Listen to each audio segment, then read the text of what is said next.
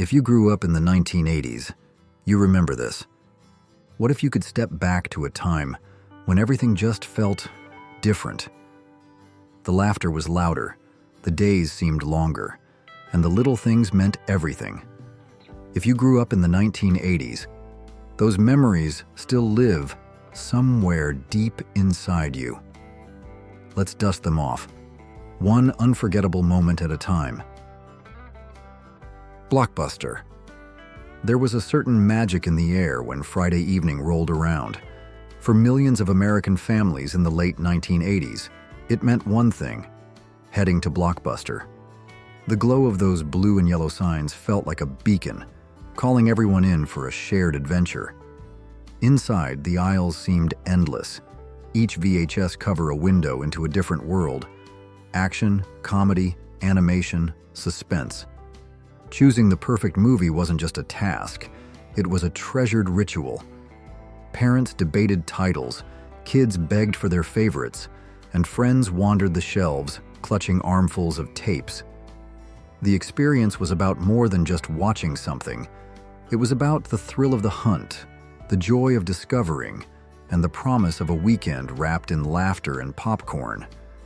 For many, it was the centerpiece of family bonding, and those trips became some of the most lasting memories of a generation raised on rewind buttons, late fees, and the unmistakable scent of buttery nostalgia.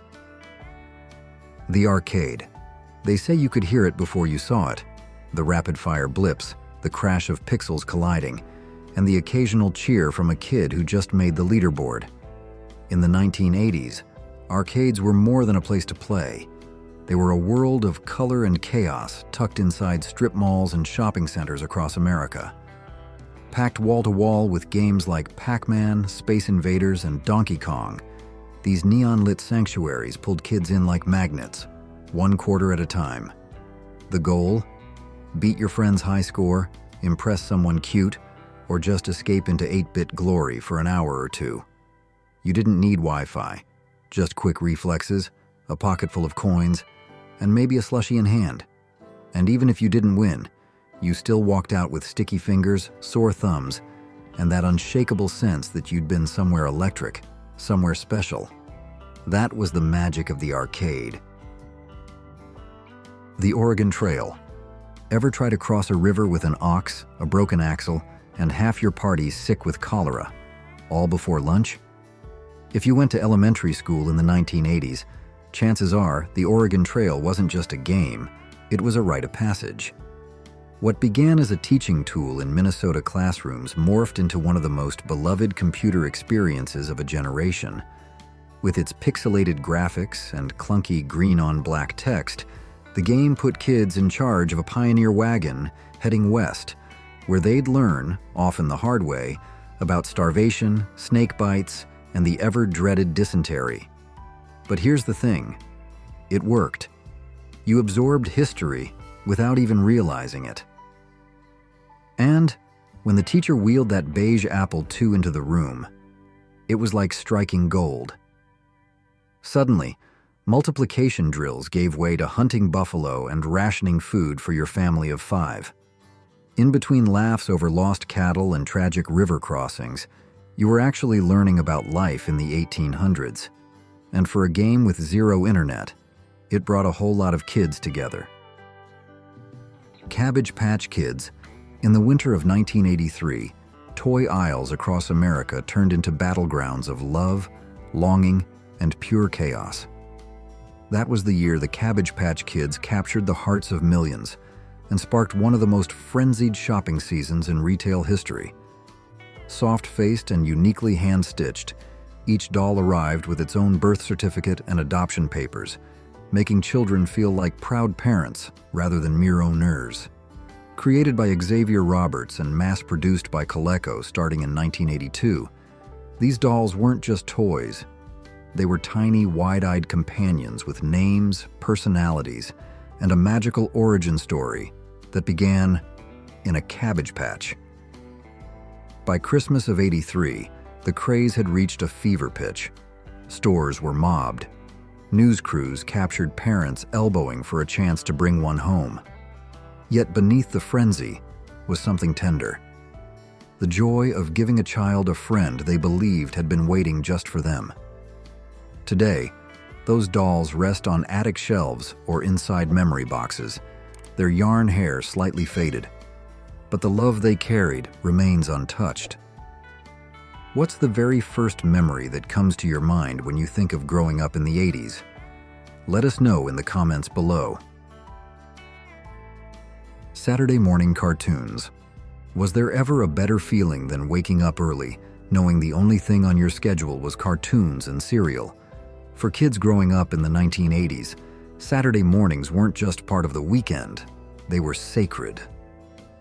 From about 7 a.m. to noon, major networks like NBC, ABC, and CBS turned television into a technicolor playground.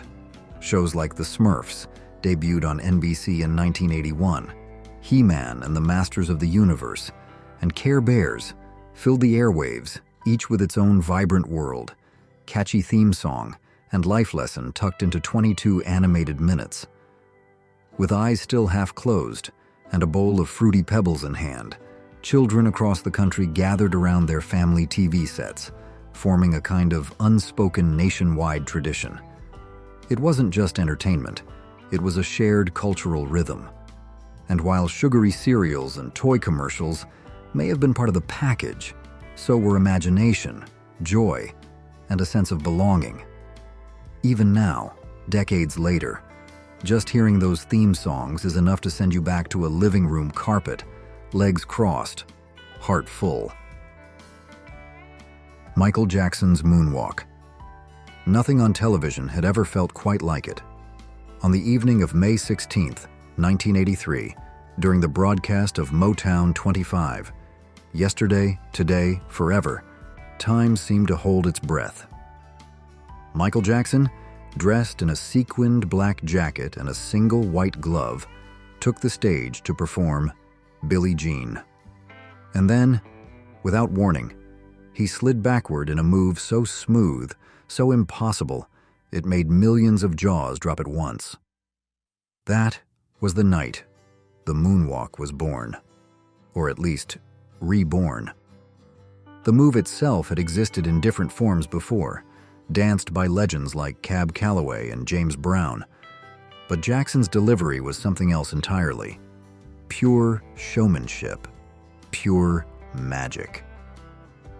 The next day, playgrounds and living rooms became rehearsal stages as kids across America tried to recreate that otherworldly glide. And though few got it right, no one ever forgot what it looked like. That moonwalk didn't just launch a dance, it cemented a legacy. From that moment forward, Jackson wasn't just a pop star. He was a phenomenon, a force of nature, and for many of us, a symbol of the era itself. The rise of MTV. It didn't just change music, it exploded it onto television screens in a blaze of neon, eyeliner, and sound. At exactly 12:01 a.m. on August 1st, 1981, MTV flickered to life with a prophetic declaration: "Ladies and gentlemen, rock and roll." And from that moment on, nothing in pop culture would ever be the same. For the first time, music wasn't just heard, it was seen. Suddenly, artists like Madonna, Prince, and a glitter-gloved Michael Jackson weren't just voices on the radio. They were icons with a visual language, broadcast 24/7 into America's living rooms. MTV turned music videos into performance art and launched a second British invasion, catapulting bands like Duran Duran and Eurythmics onto the charts through sheer visual impact. With its rapid-fire edits, rebellious attitude, and sense of style, MTV didn't just reflect youth culture, it invented it. And while you may have sat through half a dozen videos waiting for your favorite to come on, the ride was electric. By the mid-1980s, MTV wasn't just a channel, it was a revolution, and everyone under 30 wanted to be part of it. Rubik's Cube and Nintendo. Bright colors, sharp corners, and endless hours of focus. If you were a kid in the early 80s, the Rubik's Cube was more than just a puzzle. It was a badge of honor. After arriving in the US in 1980, This deceptively simple-looking cube swept through classrooms and living rooms alike, inspiring everything from speed-solving contests to best-selling guides like The Simple Solution to Rubik's Cube in 1981. But mental agility wasn't the only thing getting a workout. In October 1985, the Nintendo Entertainment System brought a new kind of excitement home. With Super Mario Bros., The Legend of Zelda, and Metroid, Nintendo didn't just give us games, it gave us worlds to explore. The NES was more than a console, it was a comeback story, reviving a dying video game market after the crash of '83. And yes, if your game froze, blowing into the cartridge somehow made it work. Both the Cube and the NES challenged us in different ways, but what they had in common was clear. They sparked joy, fueled imagination, and left a mark that still lingers decades later. Atari 2600. Do you remember gripping that stiff old joystick, the rubber cover long gone, and nudging a tiny blocky spaceship across your parents' wood-paneled TV screen? In the early 1980s, the Atari 2600 wasn't just a console, it was a doorway. First released in 1977 and hitting its stride in the new decade, Atari brought the arcade experience home with titles like Space Invaders, Pitfall, and Missile Command. For many kids, this was the first time you didn't have to beg for quarters. You had a piece of the arcade plugged right into your living room. By 1982, Atari had sold millions of units, and for a while, the name Atari was practically a synonym for video games. Sure, the graphics were simple and the controls a bit clunky, but that didn't matter. What mattered was that it felt like magic, blips and beeps and blocky battles that lit up the screen in your imagination. Even when the game froze mid-round, you'd reset it, lean forward, and dive right back in. It wasn't perfect, but it was unforgettable. Mall culture and food courts. It was loud, colorful, and buzzing with life. Like someone had bottled up all the energy of the '80s and poured it into one giant air-conditioned palace.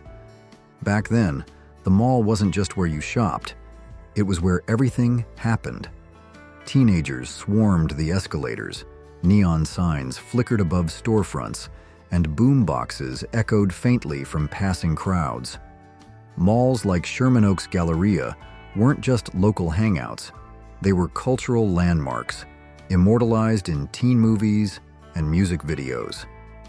And right at the heart of it all was the food court. That open, echoing arena of smells and chatter offered something for everyone. A greasy slice from Sparrow, a fizzy orange Julius, maybe a styrofoam cup of teriyaki chicken from a place with too many exclamation points in its name. Kids clutched paper shopping bags and sodas, talking about the latest album or who kissed who behind the record store. Even if you didn't buy anything, the mall gave you something priceless, a place to belong.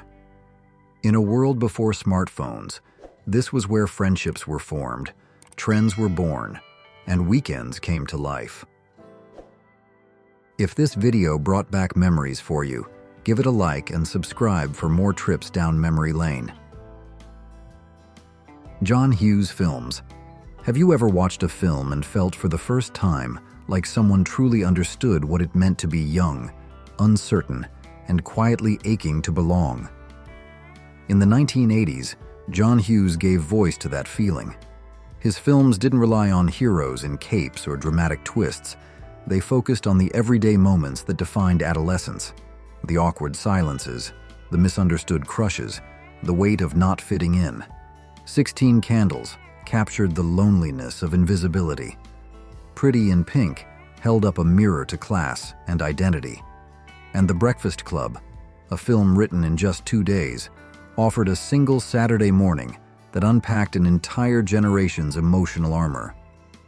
Hughes had an uncanny gift for writing teenagers as they actually were, not as caricatures, but as complex, conflicted, and deeply human.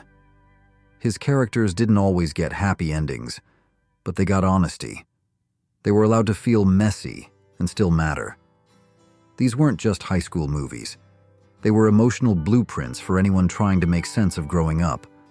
Even now, decades later, his stories resonate. Because under all the hairspray and hallway drama, Hughes reminded us, we were never alone in feeling out of place. Crafting mixtapes and Sony Walkman. A blank cassette tape once held more emotional weight than most handwritten letters. In the 1980s, crafting a mixtape was a quiet labor of love, meticulously pressing record at just the right second, lining up songs with purpose, and flipping the tape with a satisfying click when side A ran out. It was about timing, taste, and subtlety.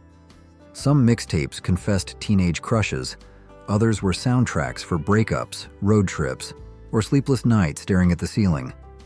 Every pause, every fade-out was intentional, a kind of musical punctuation that made each transition feel personal. Then came the Sony Walkman. Small, sleek, and revolutionary, it didn't just make music portable, it made it feel private. With your headphones on, you were somewhere else entirely, even while walking down your street. It was the first time many of us felt like we were starring in our own movie, with a soundtrack curated by our younger selves. In a noisy world, the mixtape and the Walkman carved out quiet space, introspective, emotional, and deeply human. You weren't just listening to music, you were archiving memories.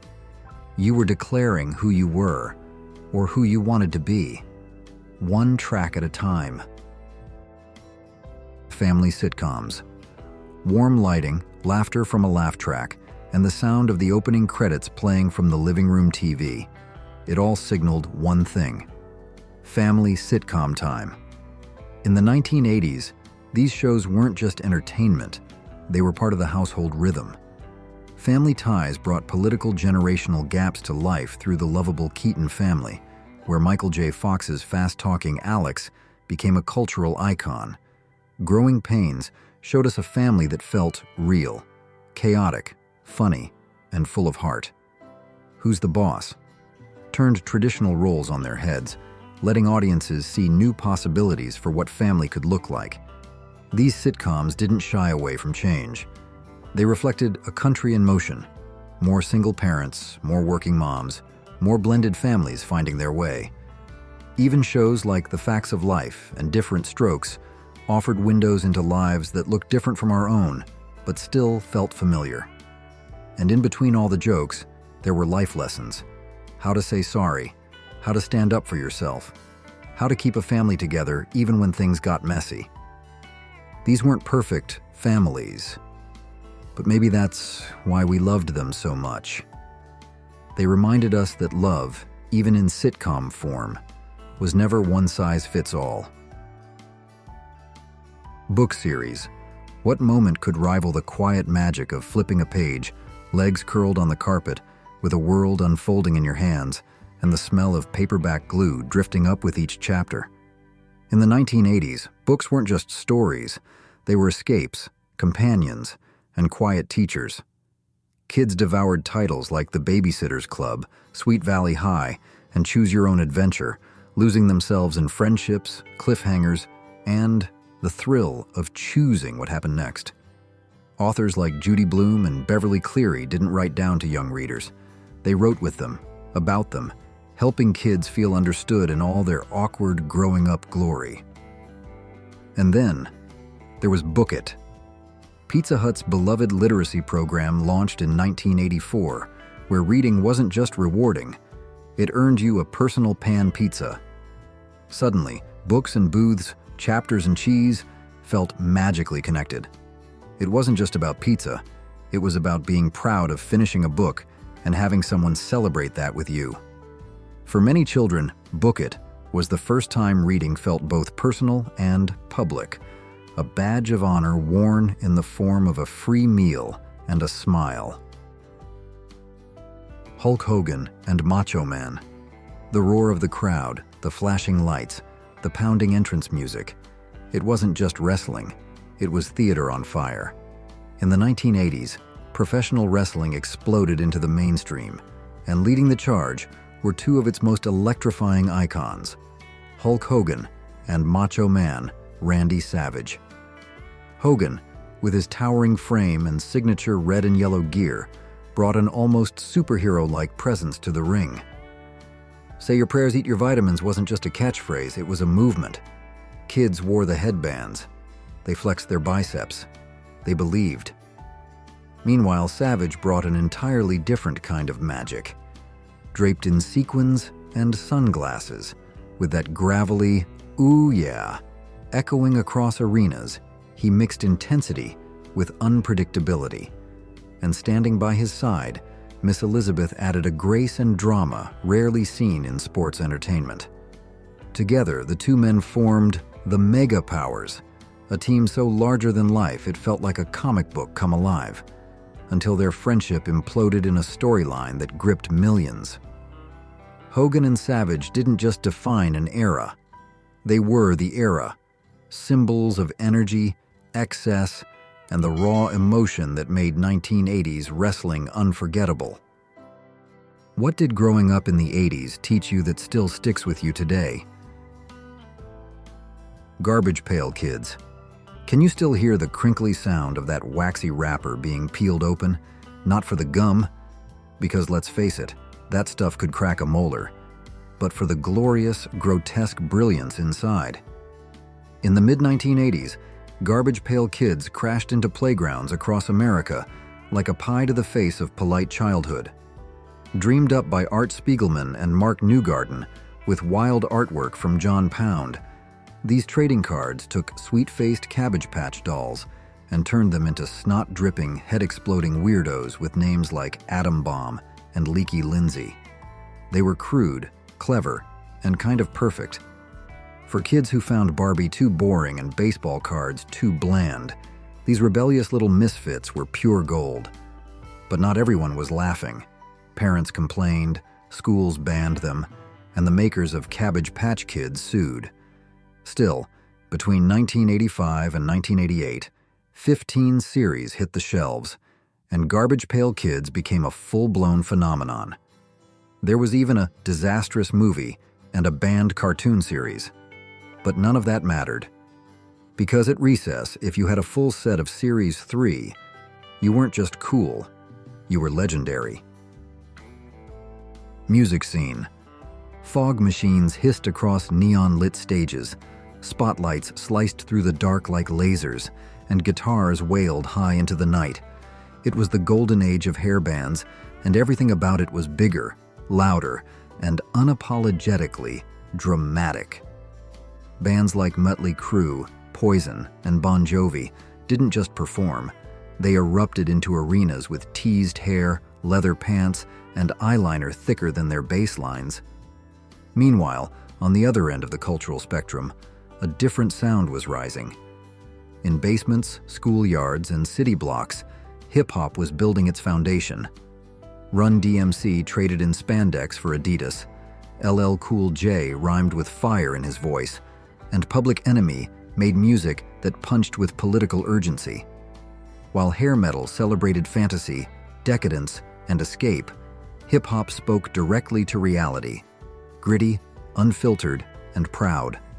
One genre lived in the glow of glam, the other thrived in the pulse of the streets. But together, they reflected the dual heartbeat of the 1980s. Theatrical, rebellious, deeply expressive. Whether you screamed lyrics from a stadium seat or bounced your head to a boombox beat, this music became the soundtrack to youth in full volume. Popular ad slogans. Before social media hashtags and viral TikToks, we had something even stickier, slogans that burrowed into your brain and refused to leave. The 1980s were a golden age of advertising charm and chic, when commercials weren't just selling soap or snacks, they were selling attitude.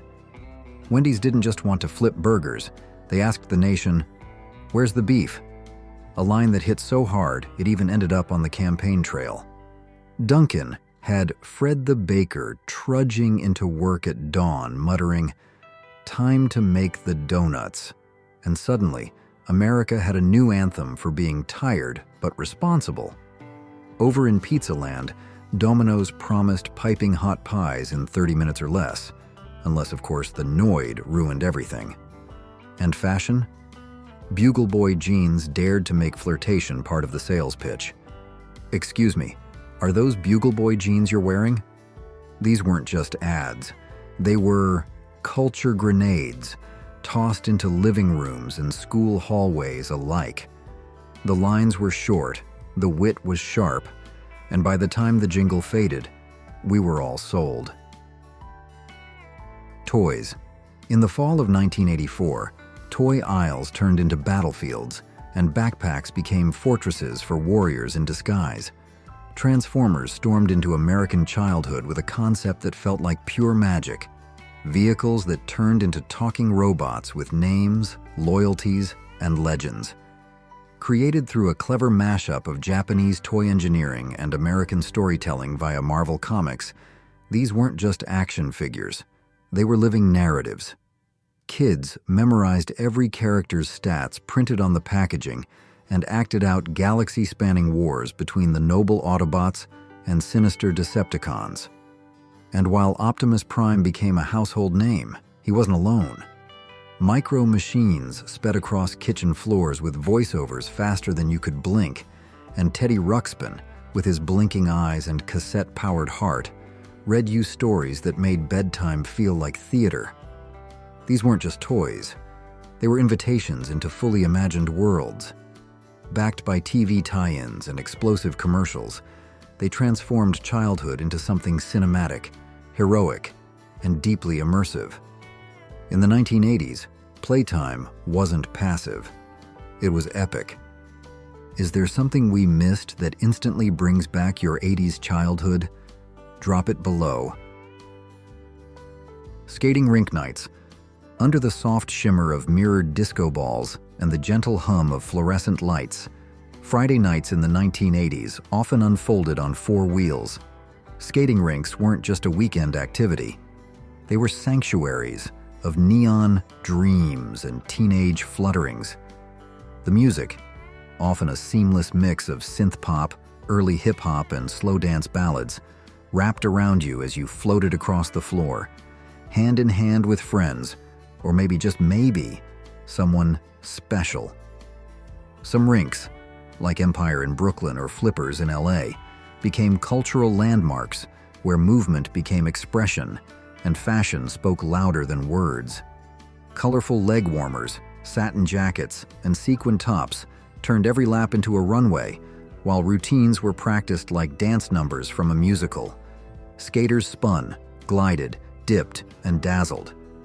And even if you weren't the smoothest on wheels, the glow of the rink made everyone feel like a star.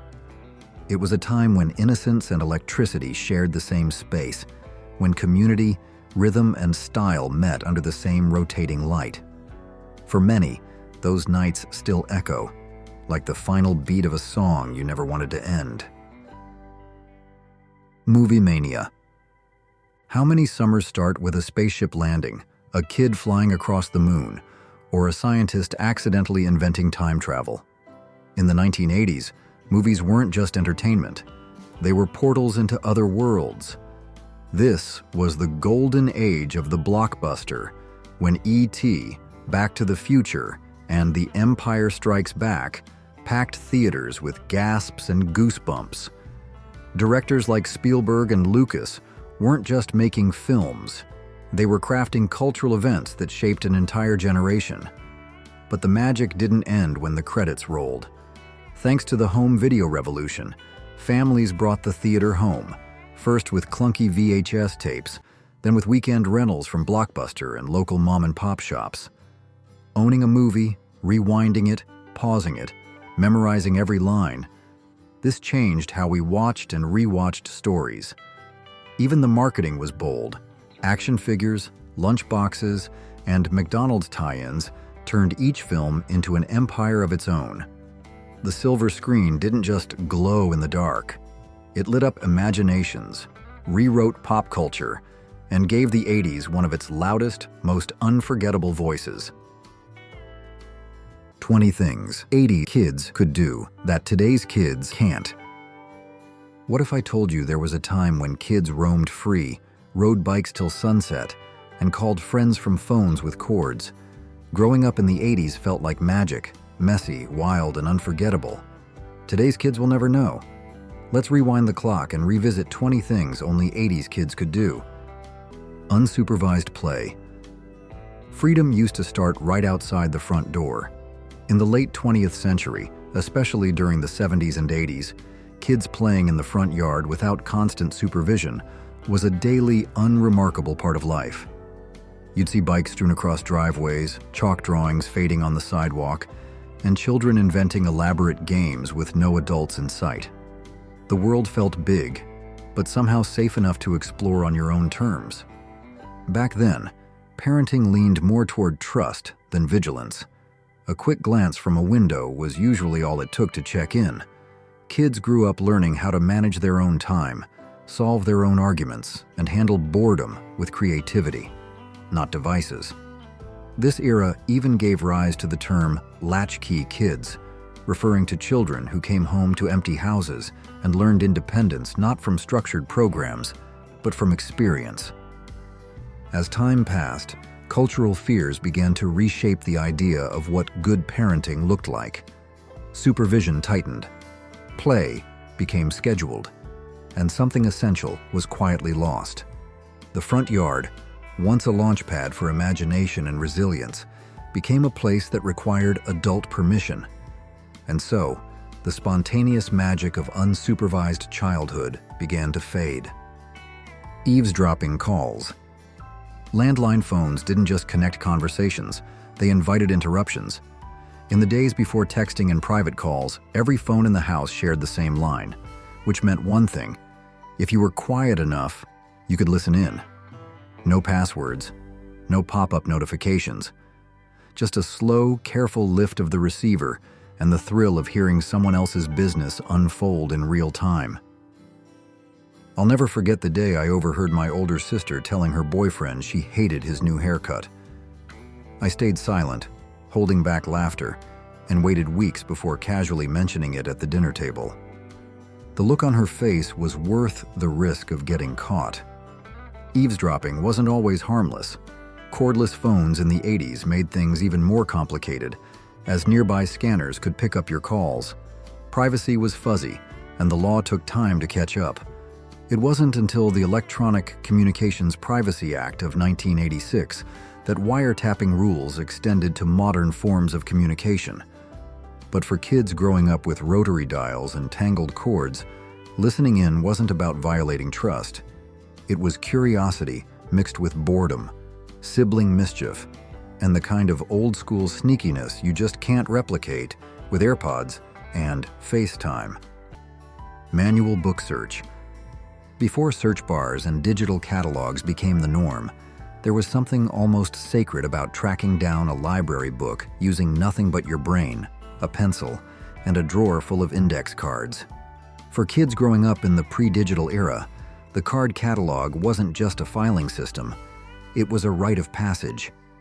Each slim drawer held hundreds of cards, neatly typed, filed by subject, author, and title, all coded under the grand architecture of the Dewey Decimal System, first devised back in 1876.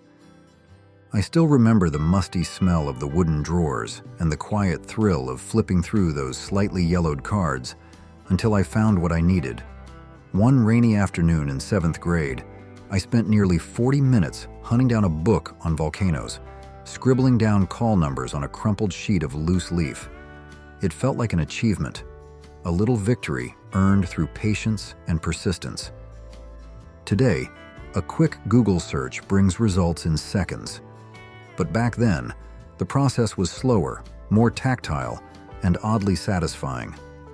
In learning to navigate those tiny drawers, we weren't just finding books, we were learning how to search, how to think, and how to stay curious.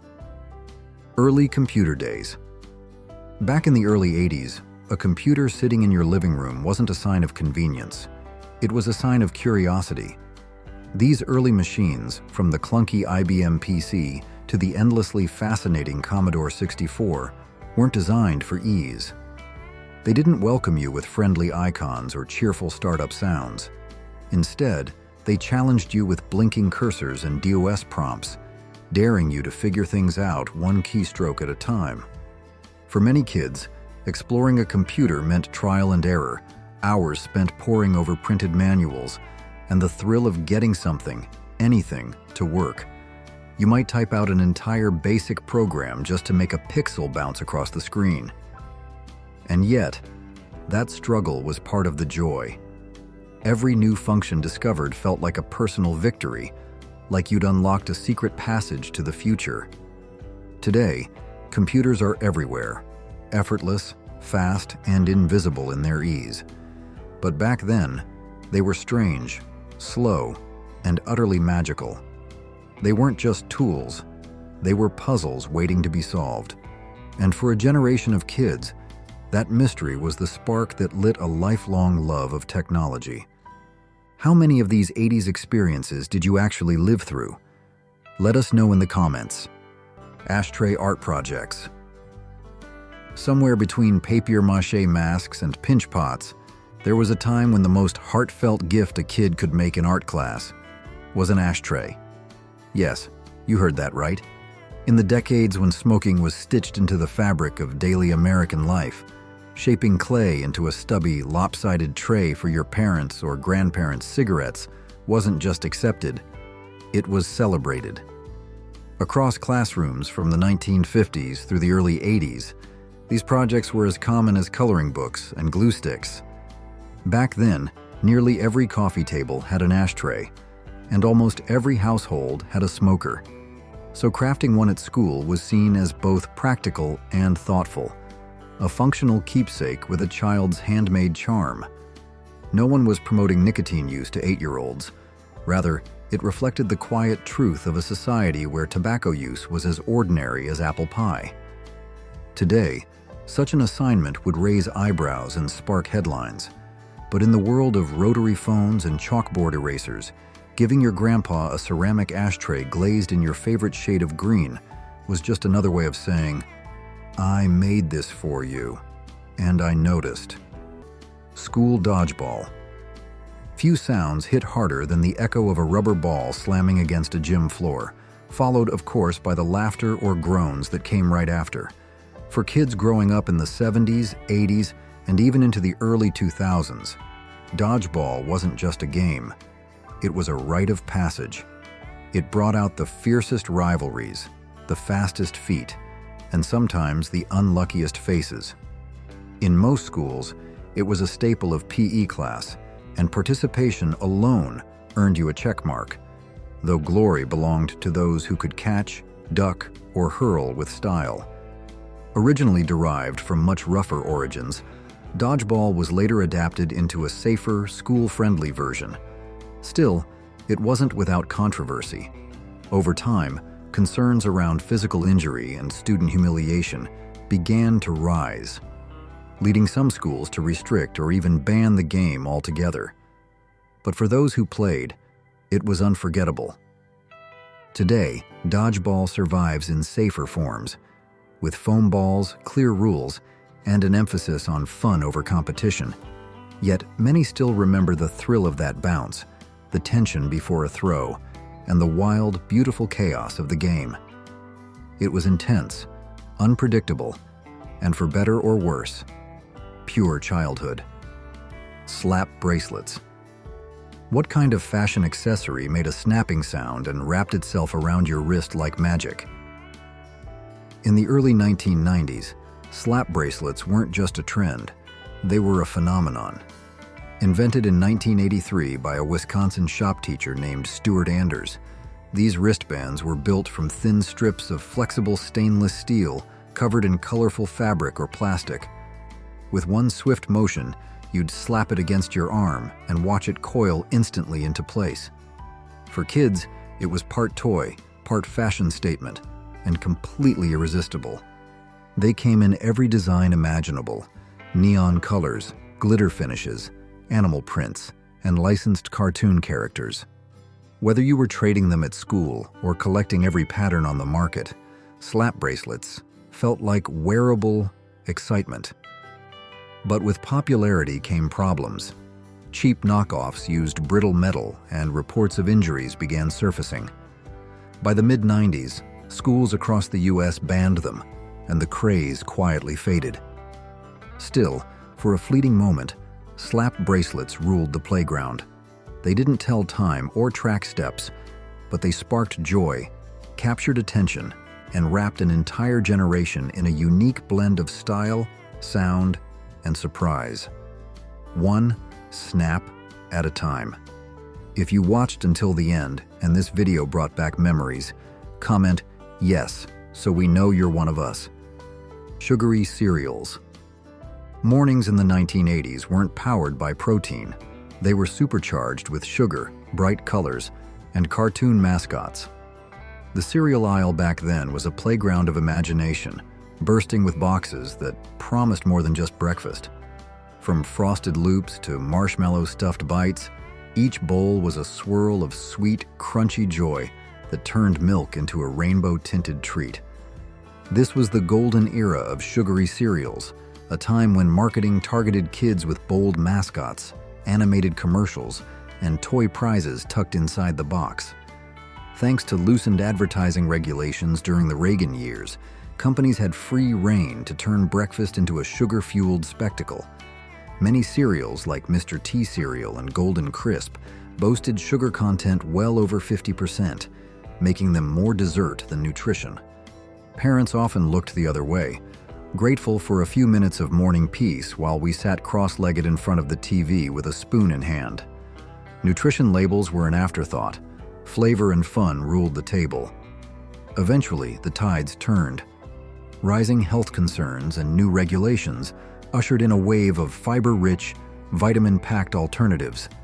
Still, those neon boxes and sweet, crunchy bites remain a symbol of carefree childhood, a time when even breakfast felt like a celebration. Unsafe baby car seats.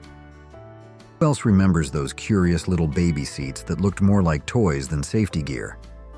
Once upon a time, car seats for infants weren't designed for impact protection. They were made to keep babies visible and still. Many early models featured minimal or no restraints, propped up high so the child could be seen from the driver's seat. Some even came with plastic steering wheels or dangling toys to keep the baby entertained, completely ignoring the risks of sudden stops or crashes. Safety wasn't the point. Convenience was. As awareness slowly grew, new designs introduced harnesses, stronger frames, and better anchoring. But even then, it took a long time for real safety standards to catch up. For years, colorful, collapsible, and often flimsy seats were sold and widely used, despite offering little protection in a real accident. Looking back, it's startling to realize how vulnerable those early setups truly were. Today's car seats are rigorously tested, backed by science, and designed to save lives. But those older models serve as a stark reminder of how different things used to be. A time when well-meaning parents did the best they could with what they had, and when safety was more a hope than a guarantee. Shared seatbelts. Who thought one seatbelt could stretch across 3 wiggly kids and still count as safe enough? Back in the early 80s, that wasn't a punchline. It was a practical solution. With limited seatbelts in the back and no real enforcement of restraint laws, families often resorted to creative seating arrangements. 1 kid on a lap, 2 squeezed into 1 seat. A single belt clipped across all of them like it meant something. It may not have passed inspection today, but back then, it was part of the ride. At the time, national seatbelt use hovered around a meager 14%, and regulations were spotty at best. It wasn't until 1984 that New York took the lead with the first mandatory seatbelt law. Slowly, the rest of the country followed, driven by public safety campaigns and a rising awareness of injury statistics. Still, those pre-regulation road trips carried their own strange charm. Tucked together in the back seat, heads bumping, legs tangled, and laughter spilling into the hum of the highway. It was chaotic, sure, but somehow comforting. Before buckles became law, they were shared. And in that shared space, a whole generation of siblings learned how to travel close, quite literally. Saturday cartoons. The glow of the television on a quiet Saturday morning once felt like pure childhood magic. Long before streaming made cartoons available 24/7, we had to wait all week for that golden window, Saturday morning when the world paused just long enough for kids to take center stage. With a bowl of sugary cereal in hand and feet tucked under a blanket, we settled in for hours of uninterrupted joy. From the 1960s through the early 2000s, networks like CBS, NBC, and ABC curated animated blocks that became pop culture landmarks. By the 1980s, it was a full-blown tradition. Titles like Thundercats, The Smurfs, Gummy Bears, and Teenage Mutant Ninja Turtles lit up screens and fueled schoolyard debates all week long. One morning in 1991, I missed half the lineup because I overslept, and I swear it felt like I'd missed a national event. Eventually, cable channels and FCC programming changes brought the era to a close, but for a whole generation, those mornings were more than just TV time. They were a weekly celebration of laughter, imagination, and the simple joy of being a kid, with nowhere to be but the living room floor. Sipping alcohol. Ever wonder how we survived childhood while casually sipping our parents' cocktails at backyard barbecues? Believe it or not, there was a time, especially during the 70s and 80s, when offering a kid a sip of beer didn't raise eyebrows. It was part of the atmosphere, not a parenting strategy. Alcohol wasn't tucked behind child-proof locks. It was part of the social setting, and often treated with the same casualness as soda or iced tea. Looking back, those blurry boundaries feel surreal. A child sneaking a sip from mom's wine or dad's beer might have sparked laughter then, but today, we better understand the risks. We now know early exposure to alcohol can have lasting effects, and society has rightly redrawn the lines. What was once brushed off as harmless fun is now met with clarity and caution. Still, for kids who grew up in that era, the memories remain vivid.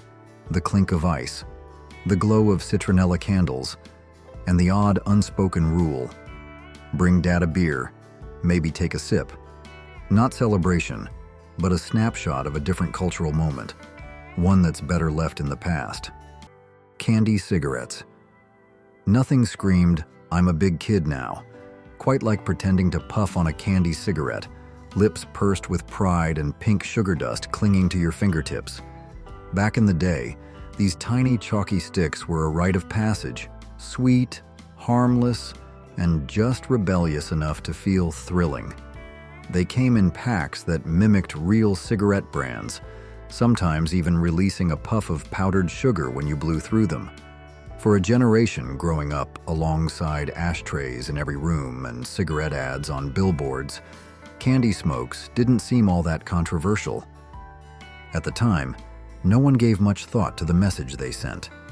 They were just another item in the corner store candy aisle, alongside bubblegum cigars and wax lips. But as health awareness campaigns gained traction, concerns began to rise.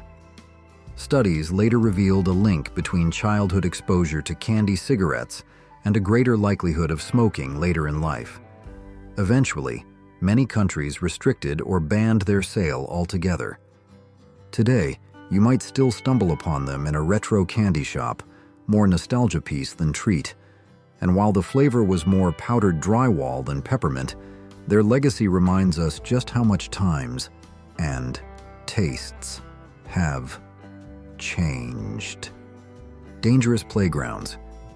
Who needed theme parks when the local playground could nearly send you to the ER? Back in the 70s and 80s, playgrounds weren't designed with padding or parental peace of mind. They were built for chaos, courage, and the occasional chipped tooth. Towering steel jungle gyms, searing hot metal slides, and monkey bars that hovered above unforgiving concrete were just part of the fun. These were the battlefields of childhood, where scraped knees were trophies, and fear was a challenge to conquer. I can still picture the old dome climber behind our elementary school. No safety rails, no soft landings, just your grip and your grit. One mistimed step, and you hit the pavement hard, but nobody called it dangerous. We called it recess. It wasn't until the 1980s that federal safety regulations began reshaping playground design, replacing asphalt with rubber mulch and towering hazards with tamer, safer alternatives. While today's playgrounds are undoubtedly better for preventing injuries, they don't quite carry the same wild energy we once knew. Back then, every bump and bruise came with a story, and somehow, that made playtime feel a little more real, a little more earned. Phone cord tangles. Remember that soft, satisfying stretch of a phone cord in your hand?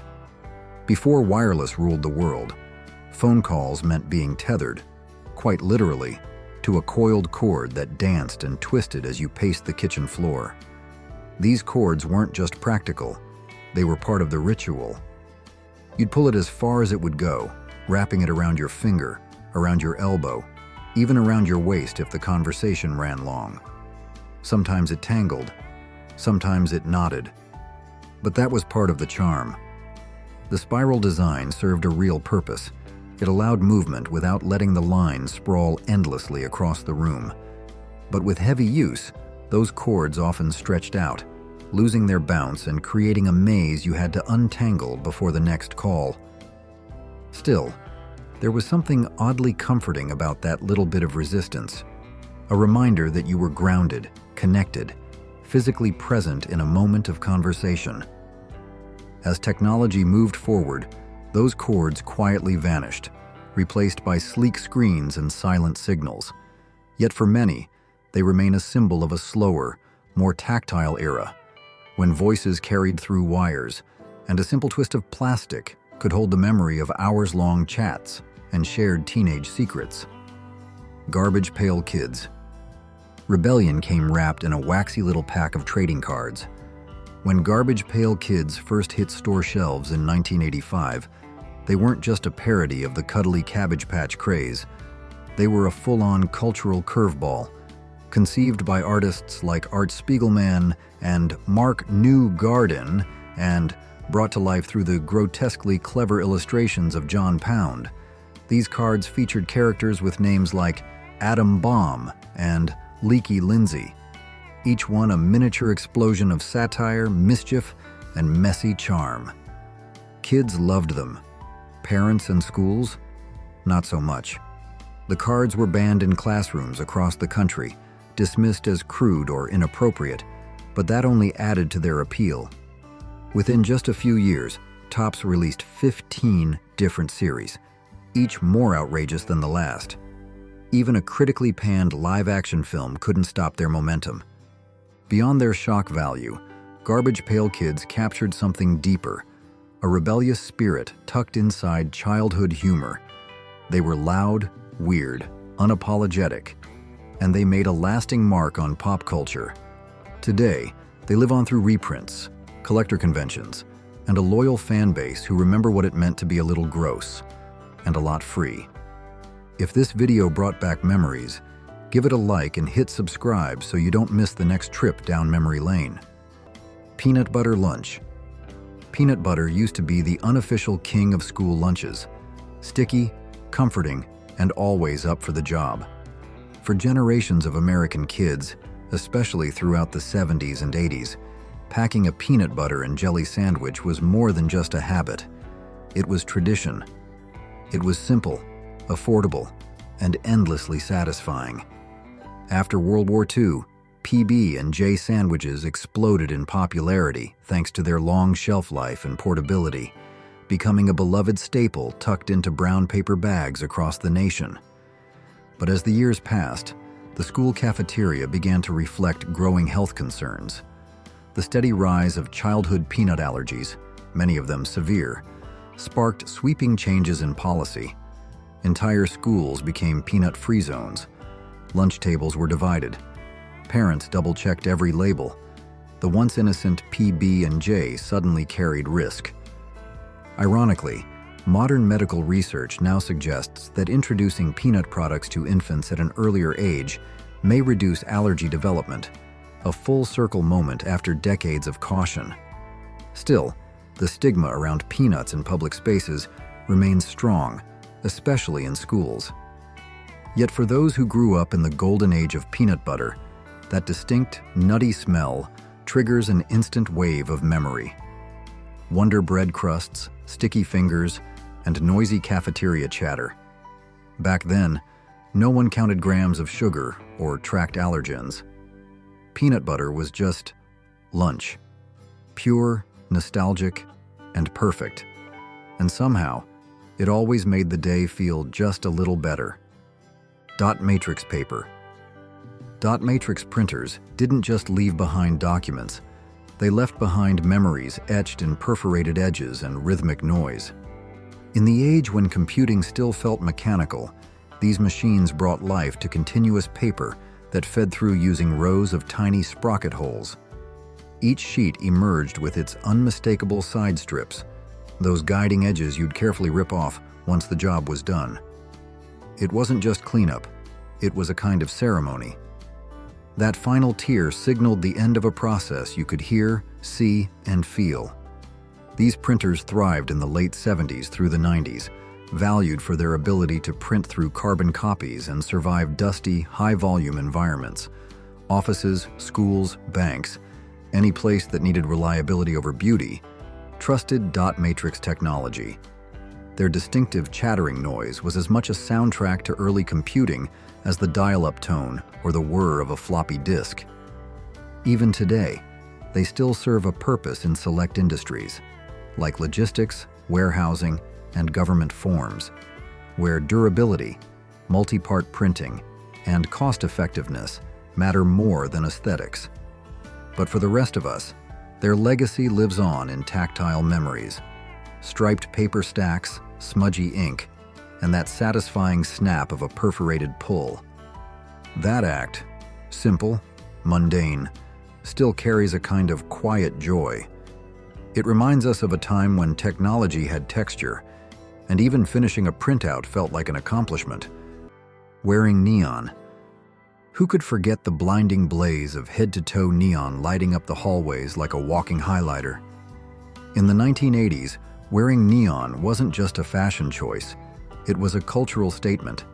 Thanks to advances in dye technology and the influence of pop icons like Madonna, Cyndi Lauper, and the aerobics boom, fluorescent pinks, greens, oranges, and yellows exploded into everyday wardrobes. Whether it was a mesh crop top, leg warmers, or shoelaces that could double as visual flares, the brighter, the better. Designers like Steven Sprouse pushed the trend from edgy runways to suburban malls, while kids proudly sported day-glow windbreakers without fear of judgment. It was a time when you could wear an electric green jacket to school and be considered cool, not clueless. I still remember showing up to a friend's birthday party in a full neon tracksuit, only to find half the kids glowing like traffic cones under the black light. It wasn't just accepted, it was celebrated. Of course, styles shift. Today, neon is more of a statement than a staple. But back then, those colors weren't just loud, they were liberating. They reflected the decade's unapologetic energy, turning sidewalks into runways and everyday kids into radiant rebels of their time. Biking freedom. Freedom once came with 2 wheels and a banana seat.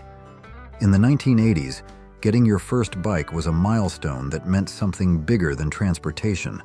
It meant independence. Kids took off after breakfast with no phone, no GPS, and no check-ins. We rode through neighborhoods, across quiet suburban streets, past playgrounds and corner stores, all under one universal rule: be home before dinner. The era embraced a trust between parents and children, shaped by slower times and close-knit communities. Bikes weren't just toys, they were passports to adventure, and brands like Schwinn or BMX became household names.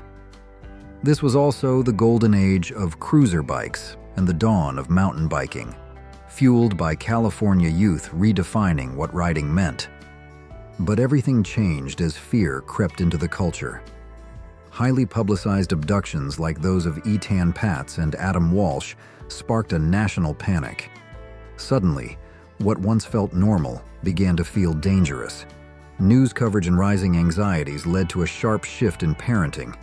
Independence gave way to oversight. Still, that image lingers. A kid pedaling down a sunlit street, wind in their face, no destination but everywhere. It was freedom, pure and simple, on two wheels. No matter where life has taken you, the memories of the 80s still live in your heart, bright, bold, and unforgettable. What do you remember most? Let us know in the comments. And don't forget to like, subscribe, and hit the bell so you never miss a trip back in time.